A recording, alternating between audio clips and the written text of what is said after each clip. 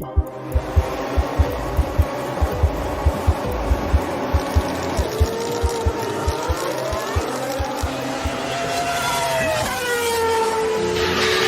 just won the Hungarian Grand Prix. Well done, mate. Scenario 12, please. Scenario 12. Bonjour à tous et à toutes, nous sommes ravis de vous accueillir dans Derrière le chrono, un podcast imaginé et réalisé par Mon Contrôle Technique. Pilotes, ingénieurs, journalistes, agents, directeurs d'équipe, ils ont tous une histoire à raconter. Mais qui se cache derrière l'homme avec un grand H ? Comment sont-ils arrivés là ? Découvrez leur histoire, qui fait aussi celle du sport auto. Et dans cet épisode, j'ai le plaisir de recevoir Frédéric Garcia, président de la Winfield Racing School. De Renault au groupe Winfield, en passant par le circuit Paul Ricard, Frédéric Garcia dispose aujourd'hui de 20 ans d'expérience dans le milieu du sport auto. Au travers de son parcours, il nous partage sa vision de l'évolution des pilotes, de la future génération et de l'importance d'ouvrir le milieu à tous. J'ai personnellement passé un très bon moment à l'écouter et j'espère qu'il en sera de même pour vous. Bonne écoute! Salut Fred! Merci de nous accorder un peu de ton temps pour enregistrer cet épisode. Alors déjà, pour commencer, je vais te demander de te présenter rapidement, s'il te plaît. Bonjour à tous, donc Frédéric Garcia, j'ai 52 ans et je fête en ce mois de septembre mes 20 ans dans le sport automobile, à titre professionnel, parce que je suis un passionné depuis ma plus tendre enfance, mais voilà, j'ai eu la grande chance de pouvoir travailler pendant 20 ans dans le sport automobile et aujourd'hui je suis président de Winfield Group qui a donc la charge de redévelopper Winfield Racing School, une célèbre école de pilotage qui est née en France dans les années 60. C'est quoi le rythme à la Winfield Racing School ? Est-ce qu'il y a des temps forts, des temps un peu moins forts ? Alors on a forcément, comme beaucoup d'activités sur circuit en Europe, une saisonnalité, puisque c'est lié à la météo. Donc en fait on travaille beaucoup de avril à octobre, et puis les mois d'hiver sont un peu plus calmes. Et dans le développement de l'entreprise, il y a des projets d'internationalisation et notamment d'aller dans le Moyen-Orient justement pour essayer de combler cette période un peu plus on va dire de faible activité que sont les mois de décembre, janvier, février, mars. On a sur la partie jeunes pilotes une activité durant l'hiver mais qui est moindre que le reste de l'année, où on a à la fois l'activité événementielle et l'activité formation des jeunes pilotes. Donc effectivement les temps forts, c'est comme je le disais avril-octobre, et les temps un peu plus calmes ce sont l'hiver. Donc tu l'as dit quand tu t'es présenté que tu étais un passionné de sport auto, mais t'as toujours été passionné ou t'es tombé dedans par hasard et tu t'es passionné par la suite au sujet ? Aussi loin que je remonte, depuis que je suis de ma plus tendre enfance, je suis un passionné de sport auto. Je suis un peu un ovni dans ma famille parce qu'il y a personne qui n'a d'intérêt pour le sport automobile. Je saurais pas dire comment ça m'est venu, je dirais que ça m'est venu vers mes 7-8 ans, et je pense que à l'époque les pilotes de Formule 1 apparaissaient à mes yeux comme des héros ou des super-héros. Je pense que ça m'a fasciné en fait leur capacité à jouer avec la mort, à essayer de dépasser des limites, les limites de la machine, et je pense que ça a fasciné et façonné ma passion. Et j'ai toujours rêvé de travailler en sport automobile. T'as fait un peu de kart ou pas du tout ? J'en ai fait très très peu, comme pas mal de gens en location. Par contre, j'ai eu la chance après de faire du sport automobile. J'ai fait 3 saisons en Formule Renault Campus. Et là, j'ai découvert un univers qui a renforcé ma passion. Par contre, j'avais ni le talent ni l'argent pour pouvoir continuer dans la branche pilote. Et donc j'ai fait de ma vie professionnelle, j'ai décidé que ma vie professionnelle serait tournée vers le sport automobile, et j'ai atteint pas mal des objectifs que je m'étais fixés. Alors j'ai vu que t'avais fait ton lycée à Grenoble, au Pupilles de l'Air. C'était pour rentrer dans l'armée de l'air ou c'était pour revenir sur les voitures après Non, pas du tout. C'était l'occasion. Moi, j'aime bien voyager, j'aime bien bouger. Je suis quelqu'un d'assez ouvert et de découvrir de nouveaux horizons. Et j'ai grandi dans une petite ville de Bourgogne. Et le fait de pouvoir rentrer dans un lycée militaire, c'était pour moi l'occasion d'aller vivre autre chose, d'autres expériences, et notamment d'arriver dans une grande ville comme Grenoble, qui était pour moi un gros step par rapport à une petite ville de 12 000 habitants. Et donc voilà, c'était juste une opportunité avec un encadrement qui me permettait de passer, je dirais, les études jusqu'au bac sans grosse difficulté, parce que il y a beaucoup de on va dire d'encadrement qui font qu'on travaille très très fort et en classe et pendant les études. Il y avait une grosse place pour le sport aussi. On a fait beaucoup de sport et ça c'est quelque chose que j'aimais beaucoup. Ouais, c'est assez commun dans l'académie de Grenoble, le sport a une grande place quand même. Tout à fait, notamment le ski. Oui.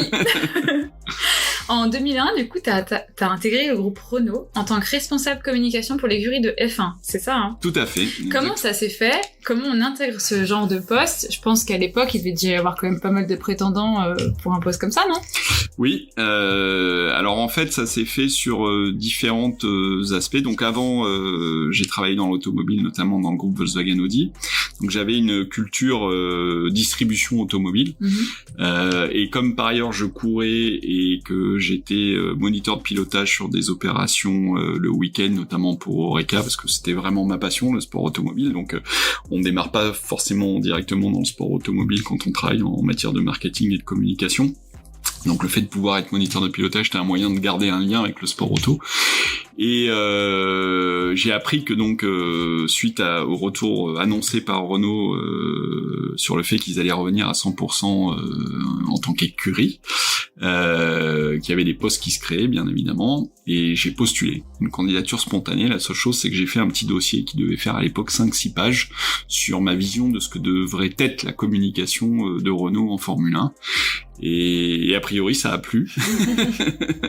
Ce petit dossier, j'ai jamais été persuadé que c'était le dossier en lui-même qui avait séduit, mais je pense qu'effectivement ma culture automobile, distribution automobile faite au sein du groupe Volkswagen, et le fait que j'ai aussi une culture sport auto, effectivement m'a permis d'intégrer donc Renault, l'écurie Renault, assez facilement et avec une réflexion sur ce qu'on pouvait faire en termes de communication. Et effectivement, c'est vrai que ça a très bien marché, parce que j'ai pu développer au cours de ces années chez Renault F1 pas mal d'outils de communication, et ça c'était je dirais des belles réalisations.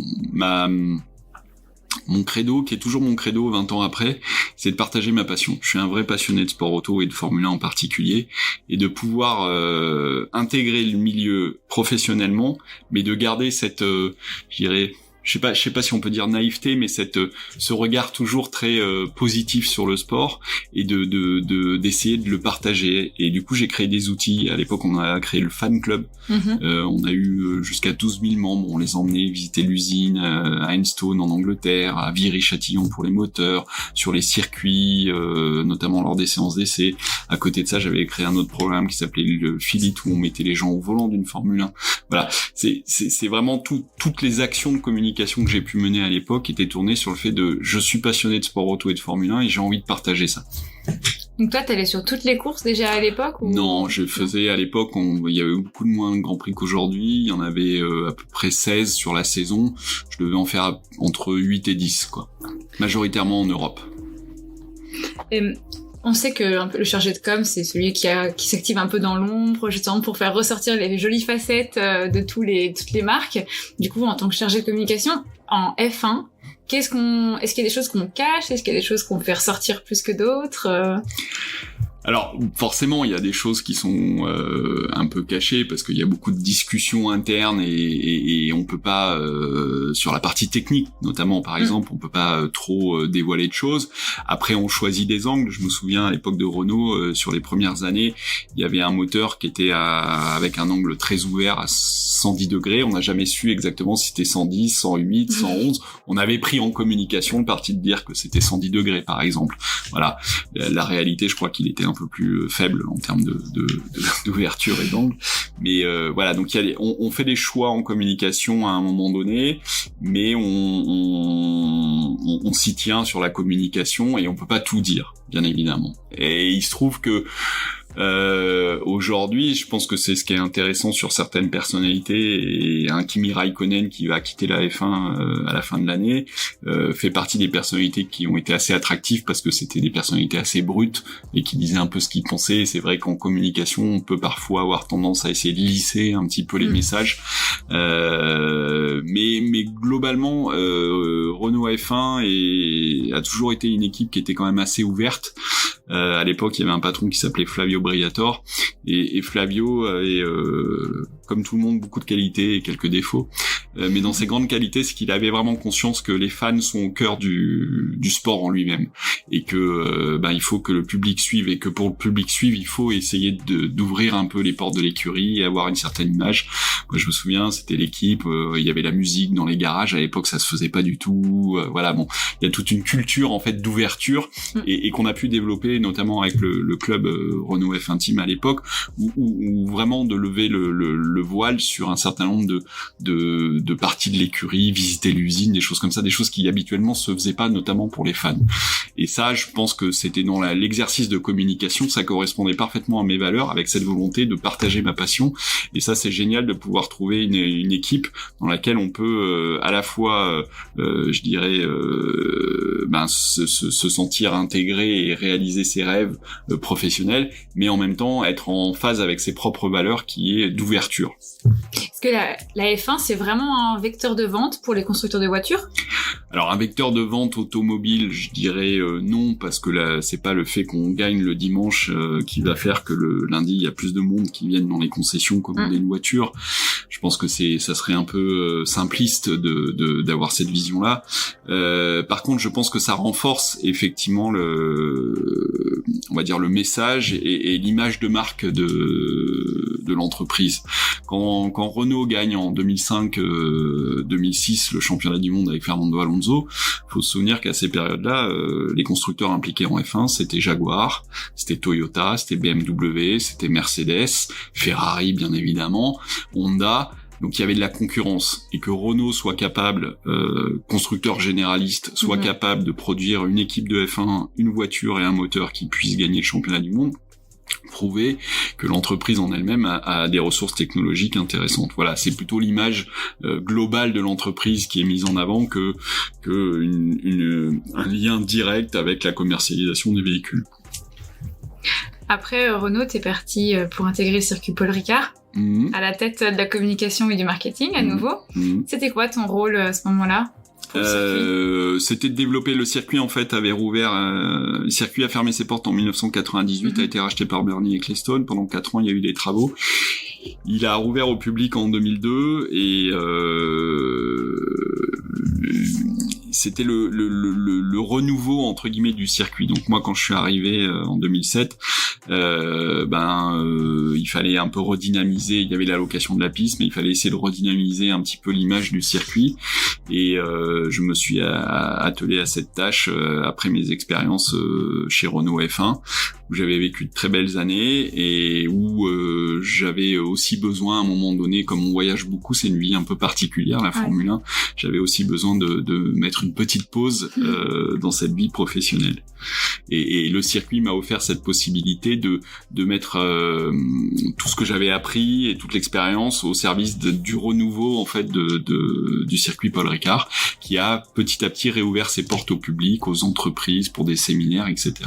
Parce que du coup, il se passe quoi sur le circuit toute l'année ? Parce que maintenant, il y a le Grand Prix de France, mais avant, il n'y avait pas ce Grand Prix, donc toute l'année, c'est quoi le calendrier ? En fait, il faut savoir qu'un circuit est loué, en l'occurrence le circuit Paul Ricard, et depuis sa réouverture, est loué quasiment tous les jours de l'année, pour différentes activités. La Formule 1 est une chose, le Grand Prix est une chose, il y avait des essais, il y a des essais constructeurs, il y a des essais d'autres championnats, c'est des circuits, et notamment un circuit de la qualité du Paul Ricard, c'est des circuits qui offrent beaucoup de possibilités et avec une météo qui est plutôt sympa dans le sud de la France. Donc en fait, il y a beaucoup d'activités. On est pas loin de 300 jours par an d'activité. Donc il y a toujours quelque chose. En fait, il se passe toujours quelque chose. Finalement, après, t'es retourné chez Renault. Enfin, du coup, c'était Lotus. Alors au début, c'était Renault. Quand je suis retourné, c'est Renault et après c'est devenu Lotus. J'ai l'impression que par Lotus, il y a quand même beaucoup d'acteurs français qui y sont passés. Ça s'exporte bien le français dans la F1. Tout à fait. Il y a quelques personnalités françaises. Alors majoritairement, bien évidemment, on va dire que la F1 est anglaise. Ça, tout le monde le sait. Mais oui, il y a quand même pas mal de Français qui sont souvent dans l'ombre, hein, parce que bien évidemment les pilotes sont mis en évidence, mais il y a beaucoup de Français dans des fonctions de management. Et il y avait Éric Boulier à l'époque à la tête de l'écurie. Donc voilà, il y a on va dire que les Français occupent des positions un peu positions de management dans les équipes de Formule 1. Il y en a chez Red Bull, il y en a chez Williams, il y en a. En fait, on s'est peu mis en avant, mais il y a effectivement une communauté française importante en Formule 1, tout à fait. Et chez Lotus, effectivement, je pense que le fait qu'il y ait eu un lien avec Renault, bien évidemment, a plutôt favorisé cela. Et du coup, c'était quoi ton rôle à ce moment-là, à ton retour ? J'étais directeur marketing donc de Lotus F1, donc je travaillais en Angleterre, j'étais basé en Angleterre. Et là, c'est de travailler sur la partie partenariat. Donc trouver les sponsors, valoriser les partenariats, donc mettre en œuvre toutes les tout ce qui sont les obligations contractuelles qu'on a vis-à-vis d'un sponsor. Donc bien évidemment, ça va de la présence du sponsor sur la voiture, son exposition, mais aussi toutes les opérations qu'on peut monter à côté, que ce soit en termes de relations publiques, d'événementiel, etc. Donc j'avais une équipe, on s'occupait aussi du merchandising, on s'occupait des événements de visite de l'usine, enfin voilà, tout ce qui est opération marketing autour de l'équipe. Donc au début, il y a eu des beaux résultats en course, je parle, c'était avec Kimi Räikkönen et Romain Grosjean. Tout à fait, donc saison 2000 les meilleures saisons ça a été 2012-2013. Et après 2014, c'est un peu plus compliqué. Oui, il y a eu des problèmes financiers. Alors il y a eu déjà des problèmes techniques puisque en 2014, on passe à 2012-2013, on a le V8 Renault qui est excellent, hein, qui gagne les championnats du monde avec Red Bull, donc on a un très très bon moteur, et Lotus en plus a un très bon responsable technique qui s'appelait James Allison à l'époque, qui est ensuite parti chez Ferrari puis chez Mercedes, qui avait pondu une très très bonne voiture en 2012, puis une nouvelle très bonne voiture en 2013.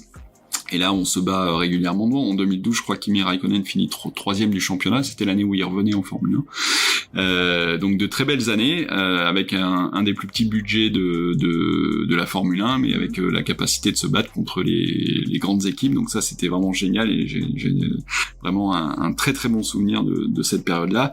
Et puis 2014, on bascule sur le moteur hybride, donc sur le V6. Et là, James Allison a quitté l'équipe, il est parti chez Ferrari.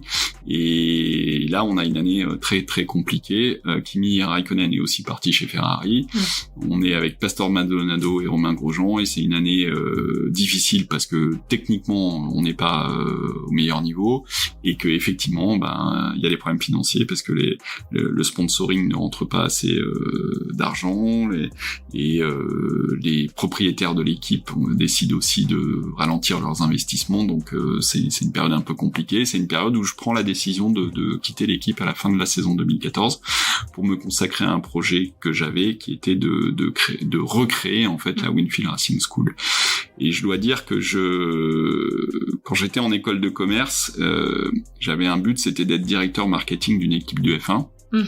Et j'ai la grande chance, je pense que je sais pas si on est beaucoup sur la terre, de pouvoir dire j'ai atteint mes rêves. Donc j'ai atteint ce rêve-là d'être directeur marketing d'une équipe de F1, et qu'à partir de ce moment-là, j'ai considéré que dans ma vie professionnelle, tout ce que je pouvais vivre après, c'était du bonus, parce que j'avais atteint un de mes objectifs que j'avais quand j'étais étudiant.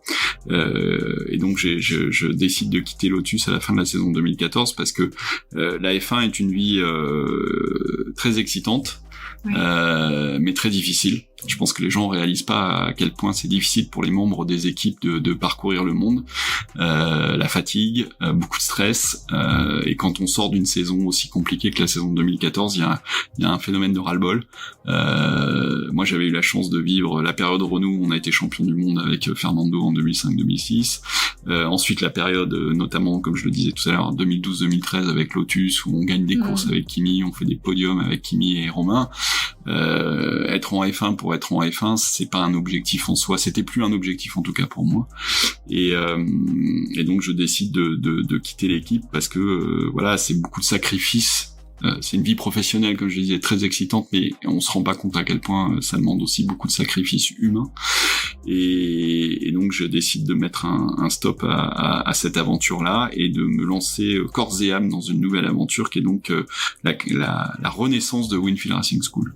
Est-ce que tu peux nous la présenter un peu plus, la Winfield Racing School, parce que quand même elle a un sacré palmarès, hein. Il y a quand même de très bons pilotes qui sont passés par là. Je pense que c'est l'école de pilotage qui au monde a le plus beau palmarès.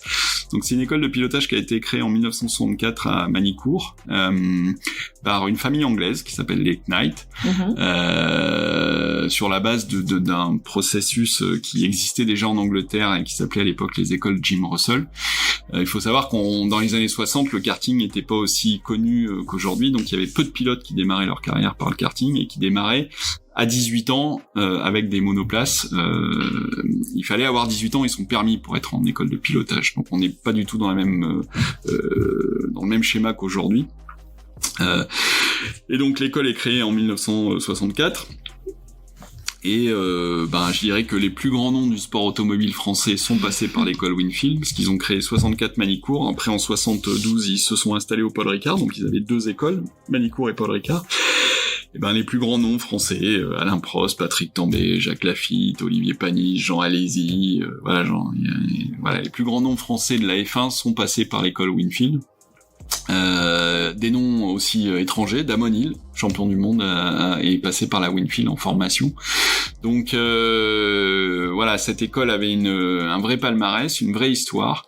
Ils ont accueilli en tout de 1960 à la fin des années 90 plus de 30 000 élèves du monde entier, des Américains, des Japonais, etc.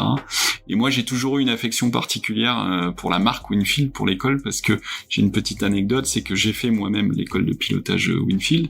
Je suis tombé en demi-finale sur tête à queue, parce qu'à l'époque, les têtes à queue étaient éliminatoires.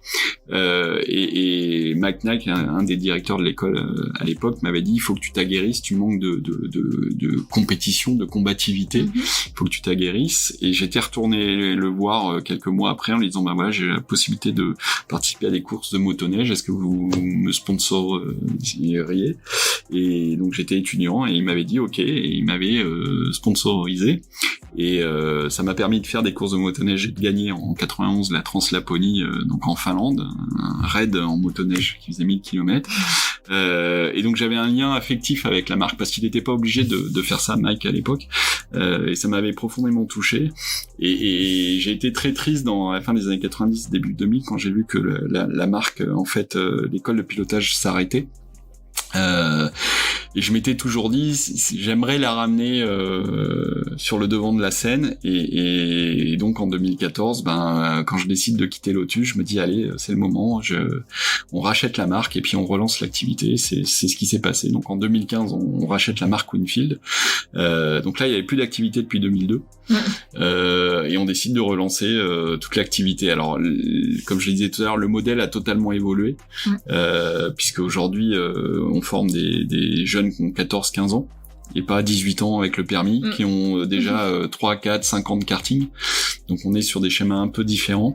Et surtout, ce qui fait vivre l'école, c'est plus l'événementiel que la partie jeune pilote. La partie jeune pilote, c'est vraiment la passion, c'est ce qui est l'ADN de l'école, mais c'est pas ce qui fait vivre l'entreprise aujourd'hui.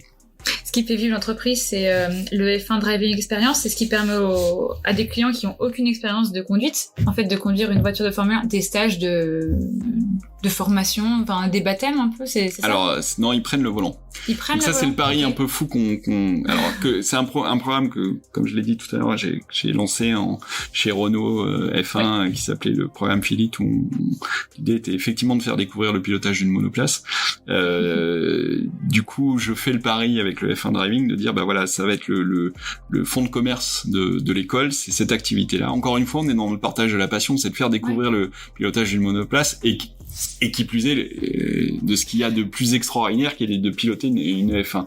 Et le principe, c'est que les gens soient seuls au volant, bien évidemment, parce que par définition monoplace, il n'y a qu'une seule place, donc il n'y a pas la possibilité de mettre un instructeur à côté. Donc et le principe de base, c'est vraiment d'accueillir quelqu'un le matin qui a zéro expérience sur circuit, zéro expérience de la monoplace, et de faire en sorte qu'il soit capable de conduire une Formule 1 l'après-midi. Ça, c'est vraiment le principe. Et il y a un petit processus pédagogique qui permet d'arriver à cet objectif-là. Oui. Après, comme je dis souvent, les gens qui viennent en stage faire cette journée F1 Driving Experience, ils vont conduire la Formule 1, ils vont pas la piloter. Et je ferai un distinguo, c'est-à-dire que pour pousser une Formule 1 dans ses retranchements, il faut être pilote de Formule 1. Par contre, on peut la conduire et essayer d'imaginer ce que c'est d'être pilote de Grand Prix, et c'est ça le pari qu'on fait, c'est de vivre dans la peau d'un pilote de F1 l'espace d'une journée. Oui, parce que des pilotes, ils vont jusqu'à plus de 300 km/h, mais ça, un client, un particulier lambda qui découvre la Formule 1 comme ça, il la pousse jusqu'à quoi, maximum? Aujourd'hui, les vitesses de pointe, parce que la configuration du circuit fait qu'on est à peu près à 285 km/h, mais toute la difficulté du pilotage, c'est pas les lignes droites. Tout le monde sait accélérer. La difficulté du pilotage, c'est les virages, et c'est d'être capable de passer vite en virage. Et ça, c'est ce qui fait la différence entre nous, le commun des mortels, et les pilotes de Formule 1, et c'est ce qui fait toute mon admiration éternelle, je pense, pour les pilotes, parce que je pense que c'est des joyeux fous qui pilotent de drôles de machines et à leur limite, et je pense qu'on devrait avoir beaucoup plus d'admiration qu'on en a aujourd'hui par rapport à ce qu'ils sont capables de faire au volant de ces machines. Et le principe de la journée, c'est qu'une fois que vous avez pris le volant de cette voiture, comme je le dis souvent, vous regardez plus jamais un Grand Prix de la même manière, parce que vous vous dites que c'est vraiment quelque chose d'extraordinaire, de très difficile, physiquement et mentalement, parce que la dimension mentale est importante. La course d'Esteban Ocon, par exemple, en Hongrie, démontre sa force mentale, c'est-à-dire d'être capable de mener toute la course avec un Sébastien Vettel qui est juste derrière vous, à moins d'une seconde sur plus de 70 tours. Il faut être très très concentré, il faut être très fort mentalement pour résister à ça. Et c'est quelque chose qu'on peut pas percevoir, parce que toute la difficulté du sport, c'est que c'est pas un sport qu'on pratique. C'est pas comme le football ou le tennis, on a tous pratiqué ce type de sport, la natation, l'athlétisme. Et donc, quand on regarde une épreuve à la télévision, on est capable de mesurer ce que ça demande d'effort physique, de technicité, etc. Malheureusement, la Formule 1, peu de gens l'ont testé, même la monoplace, les petits niveaux comme la F4 ou la Formule Renault, peu de gens l'ont testé. On conduit tous les jours, qui est un vecteur déformant, parce que la conduite de tous les jours n'a strictement rien à voir avec la conduite sur circuit, que on a des outils de simulation, que ce soit les consoles de jeux vidéo ou les ordinateurs. Là encore, on peut toucher un peu du doigt avec un petit équipement qui a un volant, des pédales, ce que ça peut être, mais on n'a jamais les vraies sensations et les vraies impressions et les vraies émotions qu'on peut ressentir quand on est au volant d'une monoplace. Et la seule chose pour pouvoir le faire, c'est de tenter l'expérience.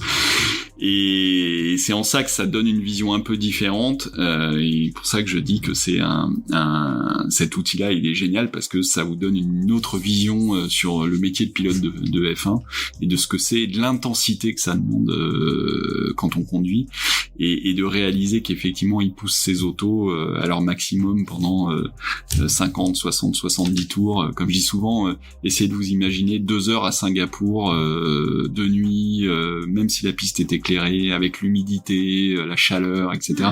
C'est très très difficile. Et cette petite expérience F1 Driving, ces journées-là, elles vous permettent de mesurer ça et de mettre le doigt là-dessus, et de changer votre vision sur le sport en lui-même. Oui, parce que même des fois, on entend, c'est pas le pilote, c'est la voiture qui fait tout. Et avant l'enregistrement, on évoquait ensemble la difficulté principale des jeunes pilotes, qui était due surtout sur le freinage.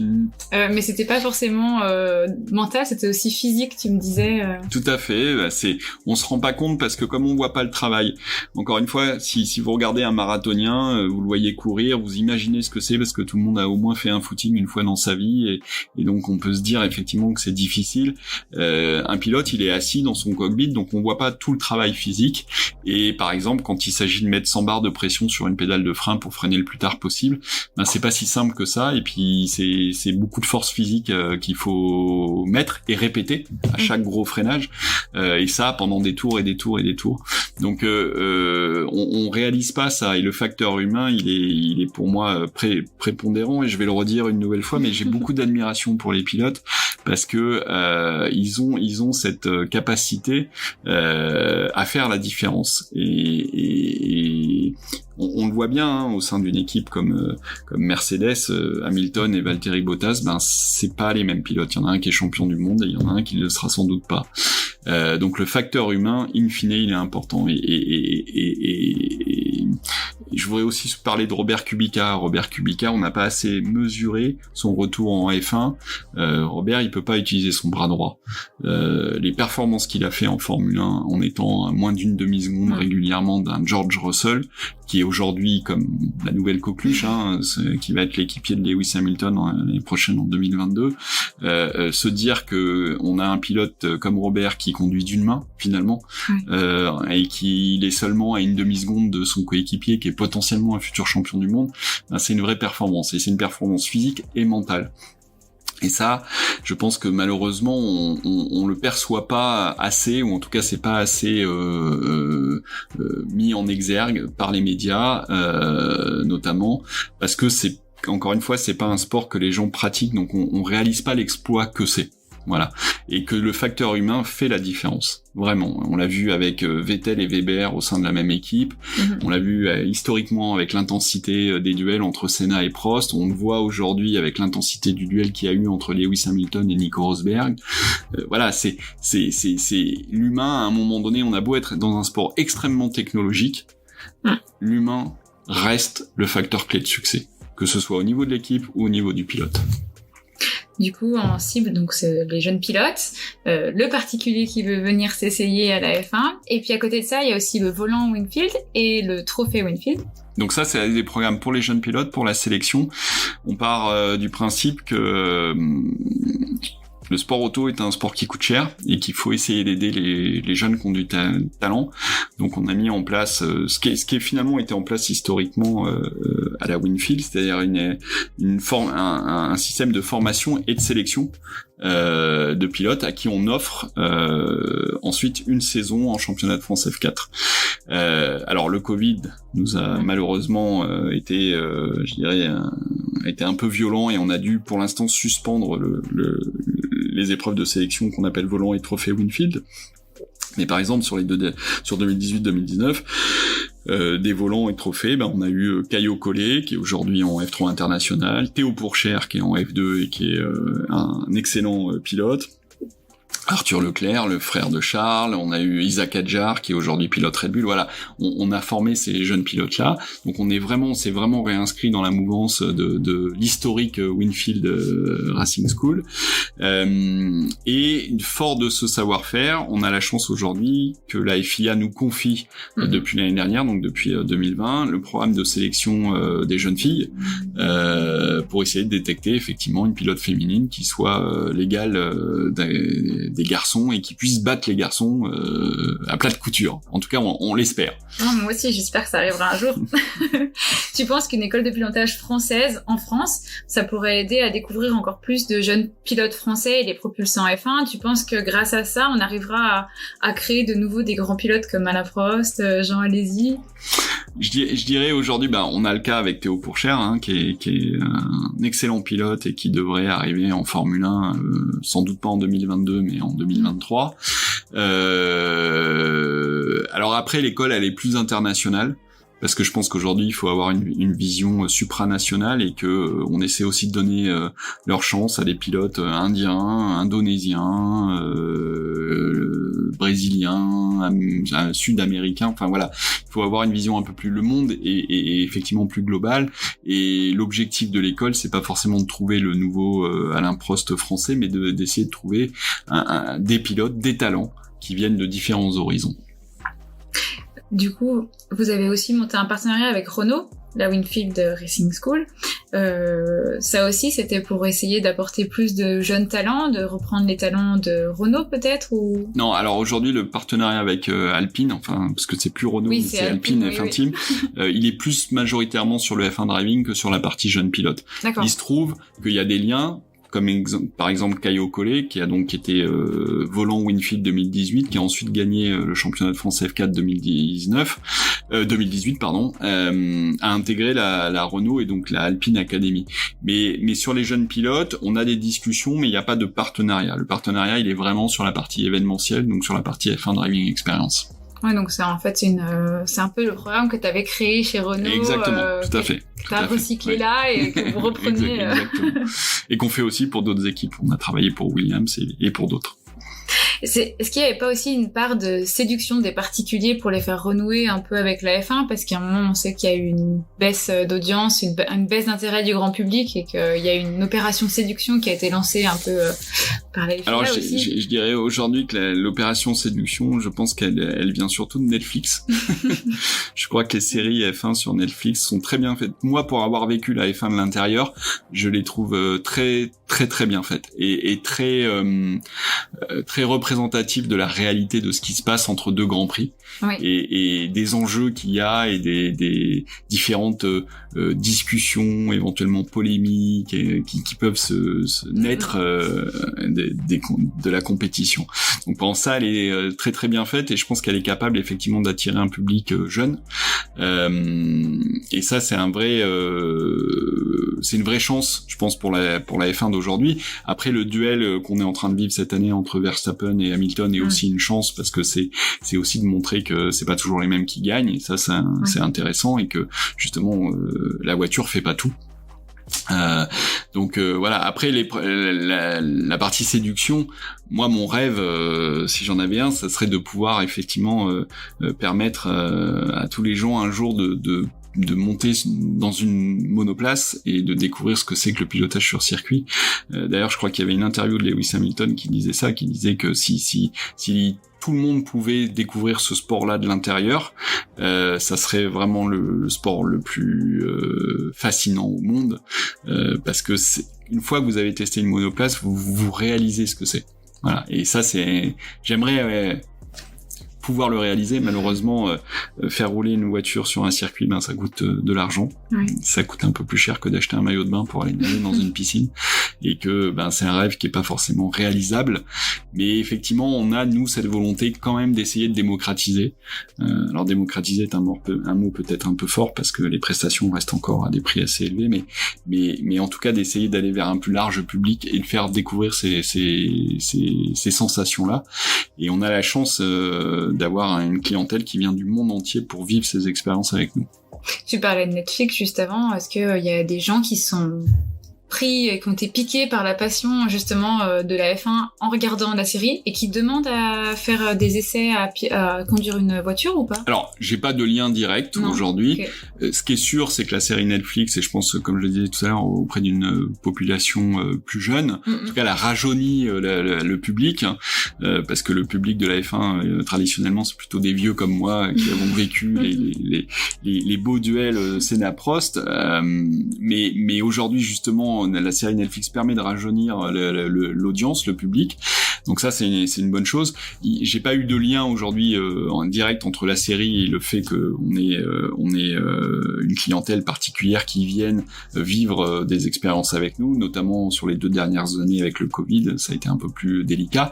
Par contre, ce que je vois, c'est que conduire une F1 reste dans la liste des choses qui sont à faire quand on rêve, avec un saut en parachute, aller dans l'espace, conduire une F1, voilà, ça fait partie des choses qui, quand on recherche de l'adrénaline et une émotion particulière, vient effectivement en tête de liste. Ouais, dans les expériences, les coffrets expériences. Exactement, dans les expériences à vivre une fois dans sa vie. Oui, tout à fait. Tu me disais juste avant là que donc ta clientèle était surtout internationale.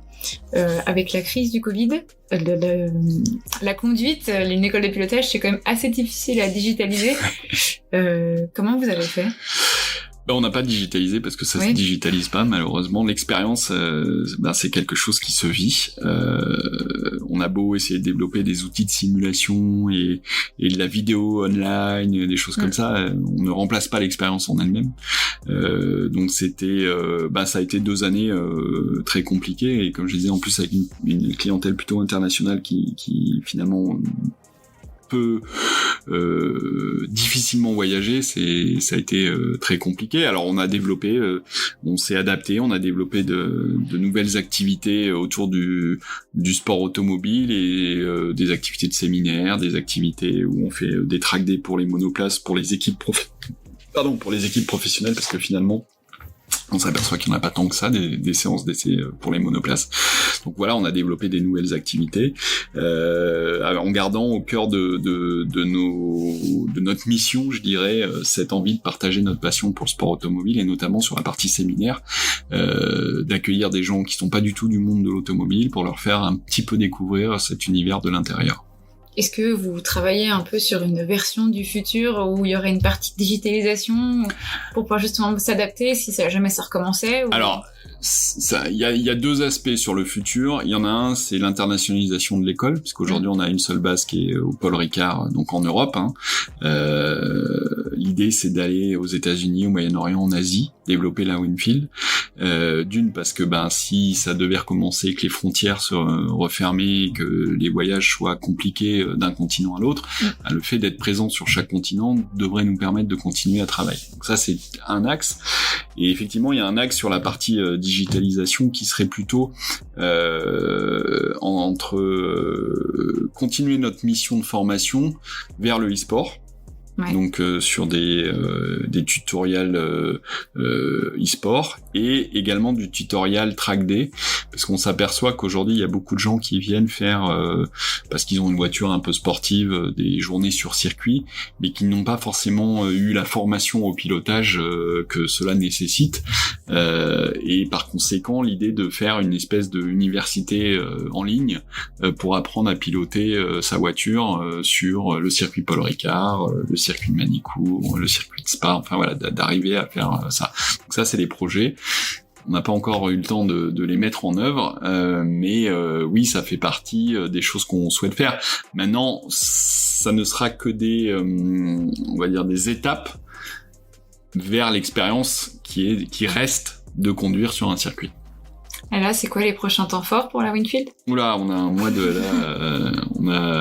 on a nos F1 Driving Experience dans les prochaines semaines. On a de nouveau le programme avec la FIA pour la sélection des jeunes filles. On a le début de l'hiver avec la préparation des pilotes pour le championnat de France de Formule 4. Enfin, voilà, on a quelques activités et un projet d'aller travailler sur le Moyen-Orient avec notamment parce qu'on a une Formule biplace et nos F4 pour aller effectivement travailler là-bas et développer l'école là-bas. Avant de conclure cette interview, si je te dis contrôle technique, ça t'inspire quoi ? Alors ça m'inspire plein de choses, le contrôle technique. La première chose, je pense que c'est alors ça va être un message pas forcément très glamour, mais dire c'est important, on a tous besoin d'être responsable et contrôler sa voiture, la faire contrôler sur les points qui sont cruciaux lors d'un contrôle technique, c'est important.